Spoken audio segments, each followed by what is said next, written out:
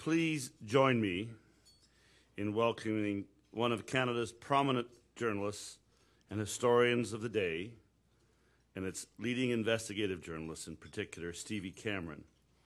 Stevie, who I didn't know until today, grew up in the same apartment building as the Premier and his family, has had a distinguished career in both print and broadcast media. And by the way, I also learned, which I didn't know, that Lorna and Ted have a place very close to the Premier on the Sunshine Close. So this is a very small country here. Stevie's had a distinguished career in both print and broadcast media, spanned the Canadian Broadcasting Corporation, the Toronto Star, the Ottawa Citizen, the Globe and Mail, and Maclean's. She was the founding editor of the award-winning Elm Street magazine and is the author of several books, including On the Take and The Last Amigo. She is currently working on the second of two books on the Picton trial. Would you join me in thanking her for coming all the way out today to speak about a friend, Stevie Cameron?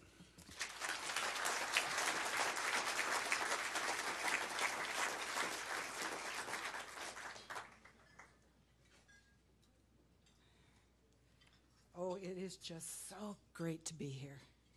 I'm just so happy to be here, and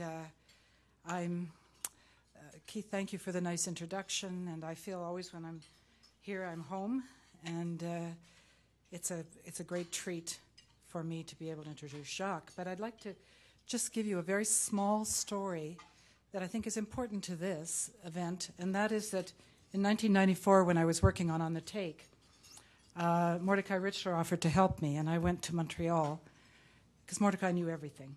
Everyone talked to Mordecai. And I went to Montreal to see him, and of course we met where I bought him a great deal of Macallan's and Grumpy's Bar in Montreal. And when I got there, he was just winding up a meeting with Jacques Rabinovich, and they had just designed the Giller Prize that very day. And I was quite upset when I heard about it. I loved Doris Giller, and it was sort of a tearful meeting in some ways. But I said, Jack, why didn't you give the money to nonfiction? I said, all of these fiction writers, they get all the glory. There's nothing for us poor hacks who write nonfiction. And I said, Doris was a journalist. Why didn't you give the money to journalists? And he stuck with his decision to give the money to, well, he had Mordecai standing right there.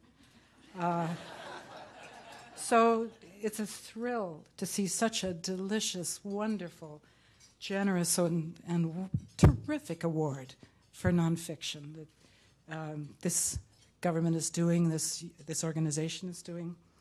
And so I thank you for this. It's just fabulous. And now I have a chance to talk about Jacques. And I'm saying it's such a treat today to be here for this great party, to celebrate 3 great books. As a nonfiction writer myself, I feel we're the neglected sloggers, kept in the shadows while the novelists get all the glory and all the money. I've already been through this once with you. But yeah, but this lovely and generous award, the nonfiction version of the Giller, is balm and Gilead for all of us.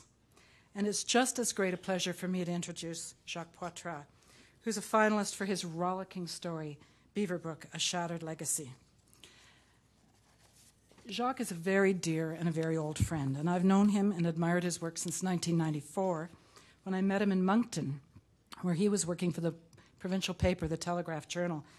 Several years later, my daughter, Amy, landed there as a cub reporter, and before long she was sharing an apartment with another young reporter called Gisèle Gauguin. Time moved along, and Jacques, an aggressive enough journalist but shy in courtship, finally married Gisèle. A few years later, Gisèle was a bridesmaid at Amy's wedding, along with 2 other New Brunswick girlfriends. And as I was walking in here today on my BlackBerry, I got a message from Amy, send her love to Jacques, and she said she's just arrived in Fredericton.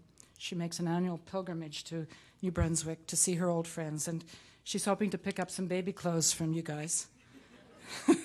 She's expecting a baby in April, and Jacques and Gisèle have lots of stuff, I hope, too. So this is all to say that Jacques is family. I'm pretty prejudiced when it comes to this terrific young man, and I have been delighted for him as he garnered awards for his work, and especially when he made lemonade out of lemons after the Irvings shut down the Moncton Bureau. Jacques picked himself up and moved to Fredericton to work for CBC Radio, where he has done every bit as well as he did in print. But when his publisher, Suzanne Anthony, asked me for a blurb for this book last summer, I was worried. I love Jacques, but what if I hated his book? What was I going to do? And who the hell cared about this fight over the Beaverbrook pictures anyway? So it arrived. I started it, and it turned into one of those books you carry around the house, enjoying every page. It was such fun. Those skills that we hope to have as journalists in drawing readers in quickly, keeping the narrative moving right along, exposing the most colorful and interesting parts of human character, finding the best stories and telling them well, these skills are fully developed in this book. The history is there. Beaverbrook, the son of a Presbyterian minister who made a fortune in cement, moved to England, who turned the Daily Express into the most popular newspaper in the country, and who was a cabinet minister in both World War I and World War II, a controversial, bombastic, bullying confidant of Winston Churchill. What a personality. If not reined in, he would have taken over this book. But Jacques didn't let that happen.